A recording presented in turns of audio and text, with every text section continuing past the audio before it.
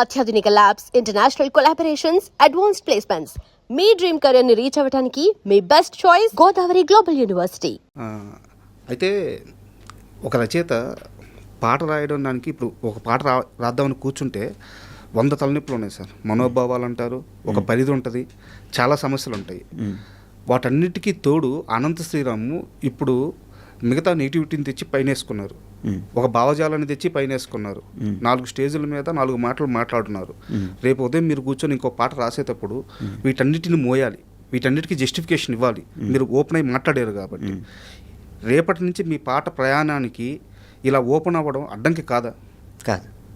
ఎందుకంటే ఏది మాట్లాడానో అది పూర్తి ఎరుకతో మాట్లాడాను. నాకు ఆ భావజాలం ఉంది కాబట్టి ఆ భావజాలాన్ని నా పాటలో అంత ముందు ఎప్పుడు చొప్పించలేదు, ఆ తర్వాత కూడా ఎప్పుడు చొప్పించిన. అది నేను ప్రయత్నపూర్వకంగా పక్కకు తప్పుకోవాల్సిన అవసరం లేదు. అలాగే ఇప్పటి సమకాలీన సందర్భాల్లో నేను చేసిన వ్యాఖ్యలు కూడా అప్పుడు నేను ఏం మాట్లాడానో అవన్నీ గుర్తుండే చేశాను కాబట్టి దానికి సంబంధించి దాన్ని వంకగా చూపించి అడిగిన అప్పుడు మాట్లాడిన ప్రతి వాక్యానికి ఇప్పుడు మాట్లాడిన ప్రతి వాక్యానికి సుస్పష్టమైన వివరణ ఇవ్వగలిగే సరంజామా అంతా నా మెదడులో ఉంది కాబట్టి ఇవేవి నాకు ఇబ్బంది కావు. తర్వాత కూడా ఐటమ్ సాంగ్స్ వస్తే ఐటమ్ సాంగ్స్ రాస్తాను, ఇంట్రడక్షన్ సాంగ్లు వస్తే ఇంట్రడక్షన్ సాంగ్లు రాస్తాను. ఎంత వినోదం కావాలో అంత వినోదం అందిస్తాను. సెక్యులరిజం సాంగ్స్ వస్తే రాస్తారా? సెక్యులరిజం, ఈశ్వరు, అల్లా, యేసు ఒకటే కదరా బాసు అని అనంత శ్రీరామ్ చెప్పాల్సి వస్తే చెప్తారా? ఆ పాత్ర అదే చెప్పాలంటే అదే చెప్తాను. సినిమా పరంగా చెప్తారు కానీ అనంత శ్రీరామ్గా చెప్పను. బట్ మీరు ఒక స్టేజ్ మీద హిందూ పరిషత్ స్టేజ్ మీద మాట్లాడిన తర్వాత నుంచి మాత్రం అది మాట్లాడిన తర్వాత రోజు నుంచి మీ మీద పనిగట్టుకొని నెగిటివిటీ క్రియేట్ చేసే పర్సన్స్ ఎక్కువయ్యారు అని ఒక వాదన సోషల్ మీడియాలో వినిపిస్తుంది. ఇది మీకు అర్థమవుతుందా? కాన్షియస్గా తెలుస్తుందా? ఇంకో 100 రెట్లు ఎక్కువ అవనివ్వండి, ఏం పర్లేదు. మీకు అర్థమవుతుంది ఇది? అంటే సిద్ధపడే కదండి మాట్లాడింది. అంటే ఒకటి మనం మాట్లాడే మాట యొక్క ప్రస్తుతాన్ని, గతాన్ని, భవిష్యత్తుని ఊహించకుండా మనం మాట వదలడం అంటే మనకు పరిపక్వత లేనట్టు. ప్రతి మాట యొక్క 3 కాలాల ఫలితాలని ఊహించే బయటికి మాట్లాడతాం సార్. ఇవన్నీ ఊహించే మాట్లాడాను. అయితే అదే స్టేజ్ మీద మీరు మాట్లాడేటప్పుడు కల్కి అని చెప్పి ఒక సినిమాని నేరుగా ప్రస్తావించారు. అయితే నేను ఓపెన్గా అడుగుతున్నాను, తెలుగు సినిమా పరిశ్రమలో పౌరాణికాల్లో విలన్ రోల్స్కి ఒక గ్లామర్ తీసుకొచ్చిన నటుడు సీనియర్ ఎన్టీఆర్ మాత్రమే. రావణ బ్రహ్మ క్యారెక్టర్ కానీ, లేదా కర్ణుడి క్యారెక్టర్ కానీ, దుర్యోధనుడి క్యారెక్టర్ కానీ, వీటన్నిటికి కూడా ఒక గ్లామర్ అద్ది వాటిని జస్టిఫై చేసిన వ్యక్తి ఆయన సినిమా పరంగా. మీరెందుకు అదే స్టేజ్ మీద ఎన్టీఆర్ పేరు కానీ, ఎన్టీఆర్ గారి సినిమా పేర్లు కానీ ప్రస్తావించలేకపోయారు? అప్పటి ఎన్టీఆరే కాదు, నేను సినిమా పేరు ప్రస్తావించాను కానీ ప్రభాస్ అన్న పేరు కానీ ఆ సినిమాకి సంబంధించిన ఎవరి పేరు ప్రస్తావించలేదు. ఎందుకంటే నా వ్యతిరేకత వ్యక్తిత్వం మీద కాదు కదా, ఆలోచన విధానం మీద. అప్పటి ఆ సినిమా దర్శకులు, ఇప్పటి ఈ సినిమా నిర్మాతలు కర్ణుడి పాత్ర గురించి చేసిన ఒక్క దానవీర సర్కార్నే కాదు, కొన్ని సినిమాలు కూడా ఉన్నాయి. అలాగే ఇప్పుడు ప్రస్తుత కాలంలో కల్కి ఒకటే వచ్చింది కాబట్టి అవన్నీ చెప్పాను తప్పితే వ్యక్తుల పేర్లు చెప్పలేదు. ఎందుకంటే ఎన్టీఆర్ గారికి నేను అభిమాని కాకపోలేదు కదా. ఆయన అందం, ఆయన వర్చస్సు, ఆయన ఆంగికం, వాచకం, ఆహార్యం అన్నీ ఇష్టమే నాకు. ఇక్కడ నా వాదన ఏంటి, అక్కడ ఆ సినిమాలో తీసిన ఆలోచన విధానం మీద. కర్ణుడు ఎప్పటికీ భీముడి కంటే ధైర్యవంతుడు కాదు, అర్జునుడి కంటే గొప్పోడు కాదు. అది చూపకుండా విలన్ని హీరోగా చూపెట్టడం అనేది కరెక్ట్ కాదని. అదేంటి,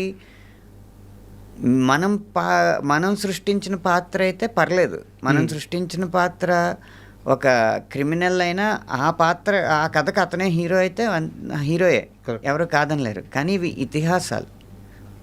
ఇతిహాసాలని ఒకరు మన ప్రాచీన చరిత్రని ఇతిహాస రూపంలో రాసినప్పుడు వీలైతే అదే తీయాలి. కానీ ఈ సినిమాకు బాగుంటుందని చెప్పి ఒక పాత్ర యొక్క తీరుతెన్నుల్ని మార్చేయకూడదు సార్. అంటే ఈ ప్రశ్న ఎందుకు అడిగానంటే, కొంతమంది ఇలా ఇంటర్వ్యూ జరుగుతున్నప్పుడు మిమ్మల్ని ప్రశ్నలు అడగమని చెప్పి సోషల్ మీడియాలో క్వశ్చన్ చేశాను అన్నమాట. అడగమనండి, అవన్నీ నేరుగా వచ్చి అడగమనండి. వాళ్ళు అడిగింది ఏంటంటే కల్కి సినిమా ప్రస్తావన తీసుకొచ్చిన అనంత శ్రీరాము దానవీర సూరకర్ణ ప్రస్తావన ఎందుకు ఎత్తలేదు అదే స్టేజ్ మీద అని చెప్పి అడిగారు అనమాట. అప్పటి ఆ సినిమా అన్నాను కదా. పోనీ దానవీర సూరకర్ణ అన్న పేరు ఇప్పుడు నేను ఉచ్చరించడానికి ఏమీ భయపడలేదు కదా. సార్ దానవీర సూరకర్ణలో కూడా మూల భారతాన్ని వక్రీకరించేసిన సన్నివేశాలు ఉన్నాయి, అందులో ఏమాత్రం సందేహం లేదు సార్. అండ్ మీ రచన శైలి గురించి వస్తే అంటే ఒక్కొక్క అభిమానికి కవి ఒక్కో రకంగా అర్థమవుతారు. ఇప్పుడు నాకు అనంత శ్రీరాము అంటే నేను ముద్ర వేయట్లేదు, మీ సాహిత్యంలో నాకు భావకవిత్వం ఎక్కువగా కనిపిస్తుంటుంది. ఒక దేవులపల్లి కృష్ణశాస్త్రి గారు రాసిన కృష్ణపక్షం కానీ దాంట్లో ఉండే ఆ ఎక్స్ప్రెషన్స్, అలాంటి ఒక ఎక్స్ప్రెషన్స్ అంటే కొత్త బంగారు లోకంలో బొగ్గని పెదవి తాకిన చోట అని చెప్పేసి ఒక ఎక్స్ప్రెషన్ ఉంటుంది. అలాగే యానిమల్ మూవీలో సముద్రాల కన్నా సొగస్సెంత లోతే ఎలా ఈదుతున్నా ముంచేస్తుంది అని చెప్పేసి ఇలాంటి ఒక ఎక్స్ప్రెషన్ పడినప్పుడు యాక్చువల్గా దేవులపల్లి కృష్ణశాస్త్రి గారి రచన అద్భుతమైన రచనని చాలామంది గుర్తుపెట్టుకోలేకపోయారు. అద్భుతమైన పాటలు రాశారు ఆయన. నాకెందుకో ఈ తరంలో అలాంటి ఒక అద్భుతమైన భావకవిత్వం చెప్పగల సినిమా కవి మీరు అనిపిస్తారు. నా అభిప్రాయాన్ని కరెక్ట్ అంటారా? అంటే ఆయన ప్రభావం మీ పైన ఏమైనా ఉందా? సందర్భాన్ని బట్టి భావకవిత్వం అవుద్దా అది లేకపోతే అభ్యుదయ కవిత్వం అవుద్దా అనేది సినిమా కవికి ముద్ర పడడానికి కష్టం అండి. అంటే మీరు రై రై రారా పాట ఉంది, అది అభ్యుదయ కవిత్వం. అవును, ఆ సందర్భం అది. కాబట్టి ప్రేమ పాటకు వచ్చేటప్పటికి భావుకతే ప్రేమకు అందం కదా. లేకపోతే నువ్వంటే నాకు ఇష్టం, నేనంటే నీకు ఇష్టం తప్ప ఇంకేం ఉండదు కదా ప్రేమలో. ప్రకృతిలో ఉన్న రకరకాల అంశాలను తీసుకుని వాటిని పోలికలు చేసి ఉన్న భావాన్ని లేకపోతే ఉన్న దృశ్యాన్ని వాటితో పోల్చి రాయడమే భావకవిత్వం. అది ప్రేమ పాటలకి ఎక్కువ ఉంటుంది కాబట్టి నేను రాసిన ఎక్కువ ప్రేమ పాటల్లో మీకు భావకవిత్వం కనిపించి ఉండొచ్చు. మీ శైలి ఏమంటే ఏం చెప్తారు సార్? అసలు అనంత శ్రీరాము ఇక్కడ చాలా స్ట్రాంగ్ లేదా ఇది నా జోను అని మీరు చెప్పగలిగేది ఏంటి? నా శైలి ఏంటంటే ఇప్పుడు ఎక్కువ ట్యూన్లకి రాసే సంస్కృతి కాబట్టి ట్యూన్కి రాసినప్పుడు నేను రాస్తే దీర్ఘంలాగా హ్రస్వంలాగా వినిపిస్తుంది. అలాగే ట్యూన్కి అడ్జస్ట్ చేయడానికి అన్నట్టు గ్రాంధిక భాషలో వ్యాకరణం ఉండదు. మామూలు వాడుక భాషలోనే వ్యాకరణం ఉంటుంది. అది చెప్పడానికి చాలా సులువు, కానీ అది సాధనలో పెట్టడం చాలా కష్టం. అంటే నిజంగా నేనైనా ఇలా నీ జతలో ఉన్నా అనేది మాట్లాడినట్టు ఉంటుంది, కానీ ఆ ట్యూన్కి అది తట్టడం కష్టం. అందుకే చాలామంది చేసింది అన్న లెంత్ లేక చూసే ఇలాంటివి పెడతా ఉంటారు కదా. నాకు అవి చాలా తక్కువ వస్తాయి నా పాటల్లో. అండ్ నాకు ఇంకోటి బాగా నచ్చిన అంశం ఏంటంటే 21 సంవత్సరాలు 20 సంవత్సరాలు వేసుకోండి మీ సినిమా ప్రయాణం రచయితగా. సో నెంబర్ పరంగా చూసుకుంటే ఏ సంవత్సరం కూడా ఒక 60 పాటలకి 50 నుంచి 60 70 పాటలు ఏ సంవత్సరం కూడా మీకు నెంబర్ తగ్గలేదు, మీ స్పీడు తగ్గలేదు. అంటే వచ్చిన సక్సెస్ని అలాగే నిలబెట్టుకుంటూ కాన్స్టెంట్గా స్థిరంగా వస్తున్నారు అనమాట. ఇది ఎలా సాధ్యం అవుతుంది? నేను కెరీర్ బిగినింగ్లో ఏది విజయం అనేది ఒక ప్రశ్న వేసుకున్నాను నాకు నేను. ఏది విజయం అని ప్రశ్న వేసుకున్నప్పుడు అన్నిటికంటే పెద్ద బడ్జెట్ సినిమాలో రాయడం విజయమా, లేకపోతే మన పాటలో ఆటోల దగ్గర నుంచి సంతల్లో లౌడ్ స్పీకర్స్ వరకు మోగడం విజయమా, లేకపోతే ప్రతి ఒక్కరూ తన ప్లేలిస్ట్లో మన పాటలు పెట్టుకుని పడుకునేటప్పుడు వినడం విజయమా? ఇవన్నీ ఆలోచిస్తుంటే నాకు అనిపించింది ఏంటంటే అసలు అవేమీ విజయం కాదు, నిలకడొక్కటే విజయం అని నాకు అనిపించింది. ఎందుకు అంటే సినిమా విజయాన్ని బట్టే పాటల విజయాలు ఆధారపడి ఉంటాయి. మన హిట్ సినిమాలో ఇప్పుడు మీరు రాగానే పెద్ద సినిమా గురించి పెద్ద పాటల గురించి ఊసెత్తినందుకు పెద్ద హిట్ అయిందనే. అది మన చేతిలో లేదు. సినిమా విజయం అనేది దర్శకుడి చేతిలో ఉంది. కాకపోతే విజయవంతమైన సినిమాలో వెళ్ళిపోయే పాటలు కాకుండా గుర్తుండిపోయే పాటలు రాస్తే కొన్నాళ్ళు విజయవంతమైన సినిమాలు రాకపోయినా అప్పటి పాటలు గుర్తొచ్చి ఇది రాసింది ఇతనే కదా అని ఆ దర్శకుడికి మనం స్ఫురించాలి. అప్పుడు మళ్ళీ పాటలు వస్తాయి. అలా అప్పుడప్పుడు విజయాలు వచ్చినప్పటికీ కూడా ఆ విజయం ఒక ముద్ర వేసే విజయంగా ఉంటే ఖచ్చితంగా మన విజయం కొనసాగుతూ ఉంటుంది అని పెట్టుకుని ప్రతి పాటకి ఒక నాణ్యత ఉండేలాగా ప్రయత్నించినది. ఐటమ్ సాంగ్ నుంచి ప్రేమ గీతం వరకు ఏదైనా నా తాలూకు నాణ్యత ఉండడానికి ప్రయత్నించాను. అది నిలకడ ఇచ్చింది నాకు, అది కాపాడింది.